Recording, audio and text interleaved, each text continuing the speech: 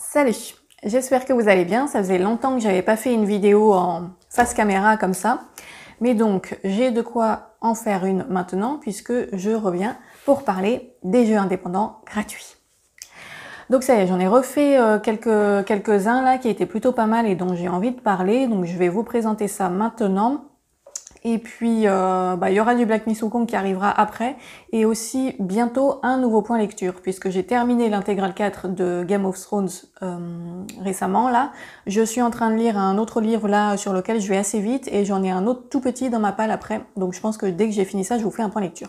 Mais donc, jeu indépendant gratuit. Alors, aujourd'hui, il va y en avoir un dans un style un peu Lovecraft. Un deuxième très court, assez particulier, dont je parlerai plus précisément après. Et puis un troisième de l'univers de Rusty Lake, dont j'ai déjà parlé dans la toute première vidéo sur les jeux indépendants gratuits, qui était vachement sympa.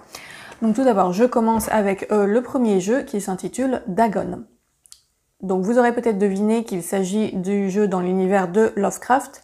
Et la particularité, c'est que c'est un jeu qui est prévu à la base pour la VR, mais qui est aussi jouable pas en VR. Donc moi, en l'occurrence, je l'ai fait en version pas VR. Et d'ailleurs, la réalité virtuelle, c'est un truc qui m'intrigue. J'aimerais bien essayer. Enfin, j'ai déjà essayé ça dans des musées ou des choses comme ça, mais en jeu vidéo, pas encore. J'aimerais bien faire le test un jour pour voir si j'aime bien ou pas. Mais bon, bref, pour l'instant, j'ai pas eu l'occasion. Et donc, Dagon, c'est un jeu où l'on va incarner un homme qui, par un concours de circonstances, se retrouve perdu sur une sorte d'île mystérieuse au milieu de l'océan. C'est une île qui vient juste d'apparaître de façon assez impromptue, voilà, sans explication. En fait, il était sur une espèce de canot de sauvetage, il dérivait sur l'océan, il était un peu perdu, et d'un coup, il y a cette île qui apparaît devant lui. Donc il va dessus, enfin il s'échoue plus ou moins dessus, et en fait c'est une île qui visiblement remonte du fond des abysses, donc du royaume un peu de Cthulhu et compagnie.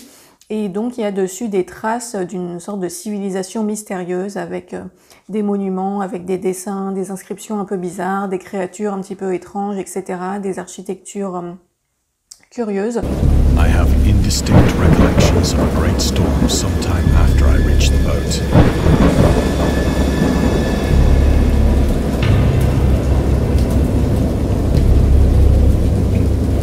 At any rate, I know that I heard pearls of thunder and other tones which nature utters only in her wildest moods.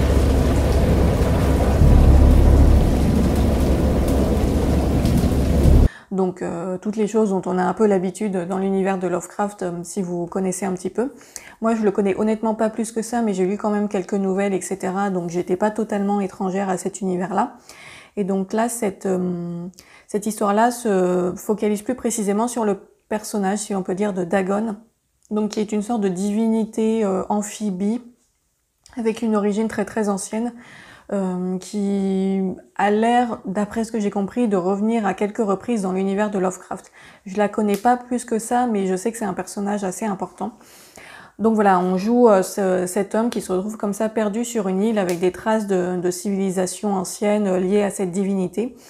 Et on va explorer un petit peu l'île, découvrir voilà les mystères et les choses étranges qui sont dessus. Et ensuite, dans une deuxième partie du jeu, on va être de retour sur le continent puisqu'on va être secouru en fait au terme de cette expérience effrayante. Et en fait, on arrive sur le continent, on essaye de raconter ce qui nous est arrivé, mais personne ne nous croit évidemment. Donc on se retrouve en convalescence à l'hôpital, voilà, suite à cette expérience. Et on va partir à la recherche, alors je sais plus si c'est un anthropologue ou un autre genre de spécialiste, mais voilà, d'un monsieur qui pourrait peut-être nous aider à comprendre ce qui s'est passé sur l'île, quel était le lien, quelle était cette civilisation. Et donc on a une autre partie du jeu où on va aller dans le bureau de ce monsieur, voilà, chercher des indices, etc. Et on va ensuite voir comment toutes ces expériences vont profondément affecter le personnage qu'on incarne jusqu'à le faire sombrer dans la folie. Voilà, en gros l'histoire c'est ça. C'est un jeu qui est plutôt court. Je vérifierai sur Steam en combien de temps je l'avais fait, mais voilà, ça prend pas.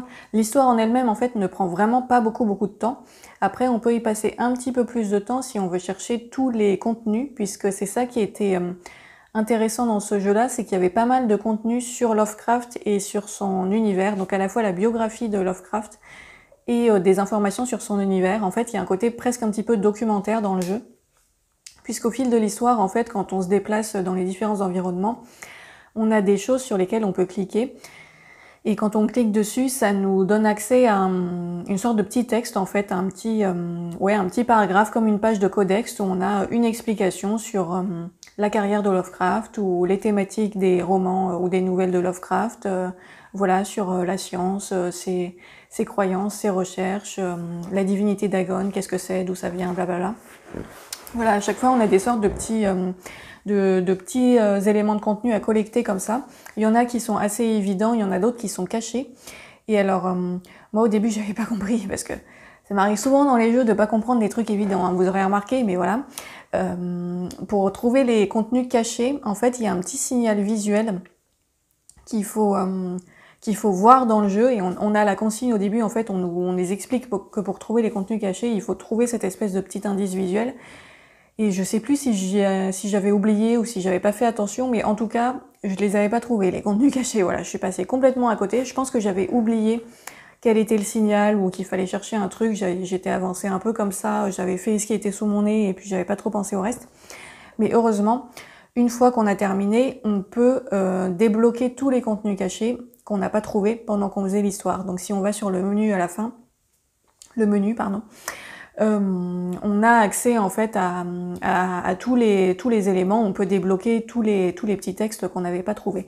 Donc ça m'a permis quand même de tout lire, et c'était bien intéressant parce que je suis pas spécialement fan de l'univers de Lovecraft, mais c'était quand même très intéressant à lire tous ces petits textes sur différents sujets, ça m'a vraiment plu. Alors faut aimer lire, hein, c'est très documentaire, mais voilà, j'ai trouvé que c'était un apport vraiment intéressant. Et en fait, ce jeu-là, cette expérience, je dirais presque que c'est plus une expérience qu'un jeu, parce qu'en soi, il n'y a pas vraiment d'aspect ludique. C'est vraiment du point and click, voilà, tu vas d'une zone à une autre, tu vois des trucs, tu cliques sur des machins qui te donnent un peu de contenu, puis tu vas dans une autre zone, mais il n'y a pas du tout d'enjeu de gameplay, il n'y a pas de course-poursuite ou de trucs un peu effrayants où il faut réagir, etc. C'est vraiment que du point and click très calme, je dirais, et c'est pas non plus horrifique, c'est-à-dire qu'il n'y a pas d'image absolument affreuse, voilà. C'est une expérience plus de découverte en fait d'une partie de l'univers de Lovecraft à travers voilà, des promenades dans un décor et des petites recherches d'objets cachés, on va dire.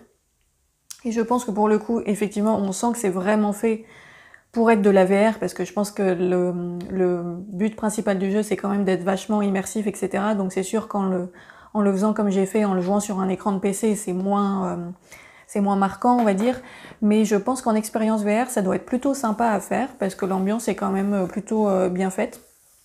C'était pas renversant, on va dire, mais c'était bien fait, c'était intéressant, et je trouve que c'est un moyen sympa de découvrir un peu voilà, l'univers de Lovecraft et d'en apprendre un peu plus là-dessus. C'est une bonne petite introduction au sujet. Donc voilà, j'ai pas grand-chose de plus à en dire. Mais en tout cas, si vous aimez bien ce type d'univers et si vous avez envie de tester une expérience un petit peu comme ça, c'était plutôt bien fait et intéressant. Voilà pour Dagon. Ensuite, deuxième jeu dont je souhaitais parler dans cette vidéo, un jeu très court et assez déconcertant, mais qui là aussi m'a quand même intéressé. Il s'agit de Raven Monologue.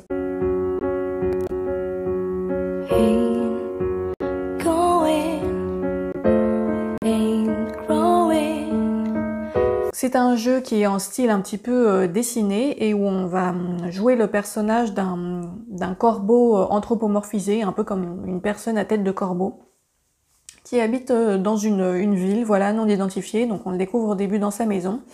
Il y a une jeune fille qui vient lui rendre visite, je crois qu'elle vient lui amener des fleurs, si je me souviens bien. Et en fait, à partir de là, on va sortir de la maison et on va traverser la ville, où on va rencontrer différents personnages, et à chaque fois, les personnages vont nous donner quelque chose. Et donc voilà, on avance, on rencontre une personne qui nous donne un truc, puis une autre qui nous donne un truc, etc. Et sur cette première partie du jeu, où on traverse la ville, puis ensuite on va un petit peu à l'extérieur de la ville, dans la forêt, la particularité, c'est qu'au début, le décor est en noir et blanc, ou quasiment complètement noir et blanc. Et à chaque fois qu'un personnage nous donne quelque chose, ça rajoute de la couleur dans le décor. Donc à chaque scène, on a un petit peu plus de couleur que dans la scène précédente. Donc c'est un jeu où il n'y a pas de texte ou de dialogue, c'est vraiment purement visuel. Donc voilà, on avance, c'est de plus en plus coloré. Puis à la fin, on arrive à la dernière scène avec le dernier personnage qui nous donne un truc. Et là, on doit en fait repartir dans l'autre sens. Donc on refait exactement le même trajet en sens inverse. Sauf que là, on a aussi l'effet inverse, c'est-à-dire que les couleurs disparaissent à mesure qu'on repart. Et en fait, on se rend compte que tous les personnages qu'on avait croisés ont disparu ou se sont transformés en pierre, je crois. Alors, je suis désolée, c'est pas très clair, mais c'est parce que c'est un jeu que j'ai fait il y a longtemps. Mais bon, de toute façon, je mettrai les images, ce sera plus clair. Mais voilà, on se rend compte qu'en fait, il s'est passé quelque chose avec les personnages. Et en fait, plus on avance, plus on fait son chemin de retour, plus le monde perd ses couleurs et devient de plus en plus triste. Et à la fin, quand on revient, le corbeau est super déprimé de voir que voilà, tout le monde a disparu, que toutes les couleurs sont parties. Et à partir de là, on peut refaire encore le chemin en sens inverse et refaire la même chose pour remettre les couleurs. Et en fait, voilà, on a ces espèces d'allers-retours qui peuvent se faire à l'infini, c'est-à-dire qu'il n'y a pas vraiment de fin. En fait, le jeu, c'est juste ça, c'est vraiment ce trajet où on fait un premier trajet avec les couleurs, puis en noir et blanc, puis on peut repartir faire des couleurs, puis voilà. Et en fait, voilà, on peut faire ça indéfiniment jusqu'à ce qu'on en ait marre. Et il n'y a pas plus d'explication, en fait. C'est-à-dire qu'il n'y a pas de morale, il n'y a pas de choses qui expliquent pourquoi il s'est passé ça et qu'est-ce que ça signifie. C'est vraiment laissé à l'interprétation du joueur, je veux dire. Donc moi au début ça m'a un peu déconcertée parce que voilà, j'ai fait l'aller-retour plusieurs fois et je comprenais pas en fait quel était le but de la manœuvre. J'étais là, mais est-ce qu'on est censé faire quelque chose qui doit résoudre la situation? Est-ce que j'ai raté un petit puzzle quelque part ou je ne sais quoi? En fait non, parce que du coup après je suis allée chercher un peu sur internet qu'est-ce qu'il fallait faire dans ce jeu. Et en fait il n'y a rien de spécial à faire, c'est vraiment juste on fait cette petite histoire dans les deux sens et c'est à nous de l'interpréter comme on le souhaite en fait. Donc j'ai lu, après il y a plein de gens qui ont toutes sortes d'explications. Il y en a qui disent que c'est l'histoire d'un personnage qui prend à d'autres sans jamais donner en retour et qui du coup détruit l'environnement qui l'entoure. Il y en a qui l'ont interprété complètement différemment, etc. Donc voilà, c'est un jeu assez énigmatique mais que j'ai trouvé vraiment intéressant dans son concept, puisque c'était assez original et assez, je dirais pas risqué, mais voilà, on va dire que c'est un jeu qui prend le risque de ne pas nous donner d'explications, de ne pas nous tenir par la main et de ne pas nous expliquer en fait ce qui se passe. Et du coup, ça nous amène à vraiment faire travailler pas tellement faire travailler notre imagination, parce qu'il s'agit pas de reconstituer toute l'histoire ou quoi, mais c'est juste que voilà, on l'interprète comme on le souhaite, ça peut nous évoquer différentes choses en fonction de notre histoire personnelle, de la manière dont on perçoit l'environnement, l'histoire, les personnages, etc. Et donc voilà, là encore, je dirais que c'est un peu comme Dagon, c'est plus une expérience qu'un jeu vidéo, parce que encore une fois, il n'y a pas vraiment d'enjeu ludique, mais c'est juste une histoire purement visuelle qui va susciter, je pense, différentes émotions selon les gens qui vont y jouer et différentes interprétations. Et voilà, là encore c'est un jeu sur lequel je ne vais pas discourir pendant 1000 ans parce que il y a vraiment rien de plus. Après je peux quand même dire que j'ai bien aimé l'esthétique, voilà, c'est une esthétique assez marquée comme ça en style un peu dessiné, le côté couleur noir et blanc était plutôt bien fait et tout. Mais voilà, c'est vraiment un jeu que vous pouvez interpréter comme vous le voulez et il n'y a pas plus de contenu que ça, mais j'ai trouvé que le concept était intéressant, voilà, c'est une petite expérience très courte, purement basée sur le visuel et sur l'émotion. Et voilà, j'ai trouvé que c'était une proposition originale et c'est pour ça que je voulais le présenter aussi dans cette vidéo. Ah zut, il y a quelqu'un qui est en train de m'appeler, bon, elle me rappellera plus tard. Donc voilà pour Raven Monologue. Et enfin, le troisième jeu dont je voulais parler aujourd'hui, c'est celui que j'ai fait le plus récemment et qui est donc dans l'univers de Rusty Lake. C'est un jeu qui est sorti il y a vraiment pas longtemps là. C'est The Mr. Rabbit Magic Show. Donc c'est un jeu qui a été... Je sais que j'arrête pas de dire donc c'est un... Voilà, maintenant vous me connaissez, j'ai des petits tics de langage. Mais voilà, un jeu qui a été fait pour l'anniversaire des 10 ans de Rusty Lake. Et donc il fait partie du bundle gratuit, on va dire. Et j'ai vraiment bien aimé ce petit jeu-là de Mr. Rabbit. Alors, comme j'ai pas fait tous les jeux Rusty Lake, je connais pas tout le contenu, je pense que j'avais pas toutes les références pour tout comprendre. Mais c'est un jeu que j'ai vraiment beaucoup apprécié, que j'ai trouvé vachement surprenant en fait, puisqu'en fait quand on commence, on est donc sur une scène de théâtre avec un lapin magicien, voilà, qui fait toute une série de tours en plusieurs actes, et en fait à chaque fois c'est extrêmement court. On a le lapin qui arrive sur la scène, on doit cliquer sur différents éléments pour provoquer des mouvements ou des réactions, donc à chaque fois ça déclenche une petite énigme en fait qu'on doit résoudre, mais des énigmes qui sont en général très simples, vraiment beaucoup plus simples que ce que moi j'avais vu dans les précédents jeux Rusty Lake. Et donc à chaque fois c'est très rapide, voilà, on clique sur un truc, ça déclenche quelque chose, et puis des fois il faut remettre des choses dans l'ordre, des fois il faut trouver une logique pour savoir sur quelle chose appuyer, quelle réaction déclencher. Donc voilà, des énigmes assez classiques de ce genre-là, mais en version vraiment très facile pour la plupart. Je dis bien pour la plupart, parce qu'il y en a 2 ou 3 où j'ai dû chercher un peu quand même avant de comprendre la logique du truc, parce que là pour le coup il n'y a pas vraiment de système d'indices. Et donc voilà, on fait comme ça toute une série de petites énigmes et de petits tours de magie. Et au début je me disais, bon c'est sympa, mais c'est vrai que ça reste relativement simple, c'est rigolo, mais voilà. Et en fait au bout d'un moment j'ai été très surprise, puisqu'on se rend compte que le jeu en fait est plus important que ça, puisqu'à un moment donné on a un message de bug qui apparaît sur l'écran. Et au début, je pensais que c'était le jeu qui avait vraiment craché, mais en fait, non. C'est fait exprès, on a ce truc de bug qui apparaît, et là, en fait, la caméra s'éloigne, et on se rend compte qu'on est sur un ordinateur portable à l'intérieur du jeu.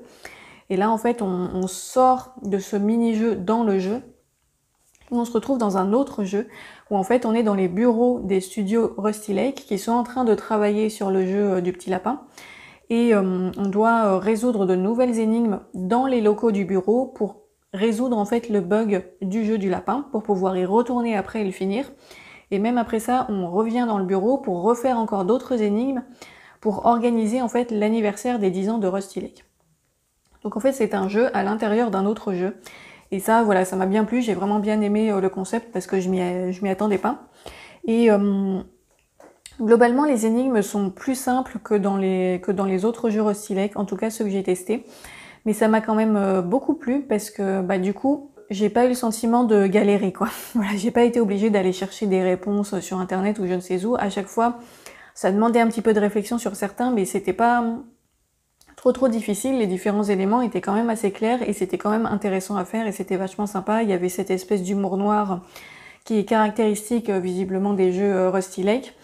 Et voilà, c'était vraiment super chouette. J'ai pas envie de révéler toutes les sortes d'énigmes qu'il y a, mais il y en a un certain nombre. Donc il y a de quoi passer quand même un petit peu de temps sur le jeu, c'est une bonne séquence de divertissement.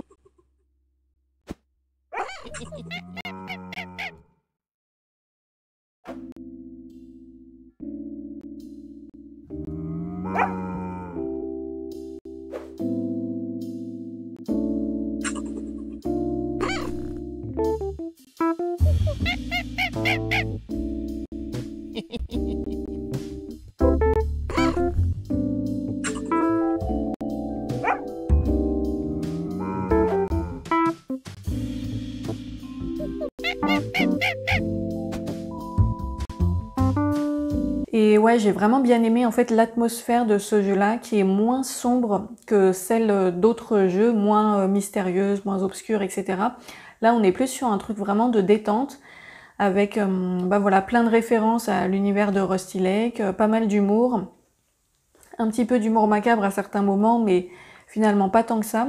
Et puis, ouais, c'était assez facile et très plaisant à faire, et ça a vraiment été une bonne expérience. Je pense quand même que parmi ceux que j'ai fait, mon préféré c'est plutôt Cube Escape Paradox, le tout premier que j'ai fait. Mais celui-là, le Mr. Rabbit, j'ai vraiment bien aimé le concept. Je l'ai trouvé super sympa aussi, justement parce qu'il est assez court et assez facile, et c'était du coup une expérience un peu différente, plus rigolote, plus ludique, dans le sens vraiment détente, divertissement, on va dire. Et donc voilà, c'était une très bonne expérience. Et donc il est gratuit, comme tous les jeux que je présente ici. Donc n'hésitez pas à aller le tester. Il n'y a pas besoin d'avoir fait les autres jeux Rusty Lake pour le faire, parce que même si du coup on comprend pas forcément toutes les références, ça n'empêche pas de faire les énigmes quand même. Il n'y a pas besoin de connaître les histoires des autres jeux pour réussir à faire les petits puzzles. Donc il peut vraiment se faire de façon tout à fait indépendante. Et franchement, j'ai trouvé ça très inspirant, les systèmes des petites énigmes très courtes. C'est le genre de choses que je recherche aussi dans le cadre de mon travail pour proposer des petits jeux dans les expositions au muséum. Et là, j'ai trouvé que c'était vraiment bien adapté à ça. Alors, ça m'a pas inspiré là tout de suite pour une expo maintenant, mais je pense qu'il y avait des petits concepts qui étaient vachement intéressants et que peut-être je pourrais réutiliser plus tard, à voir. Mais donc voilà, c'était les 3 jeux indépendants gratuits du jour.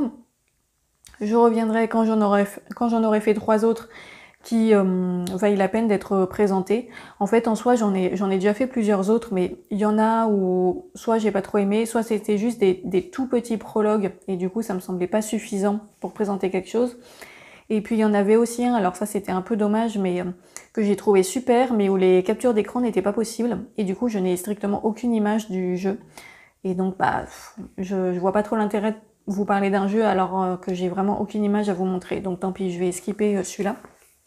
Mais bon, je reviens donc prochainement avec Black Myth Wukong a priori. Et puis d'ici là, je vous souhaite de bonnes expériences vidéoludiques et je vous dis à la prochaine. Salut!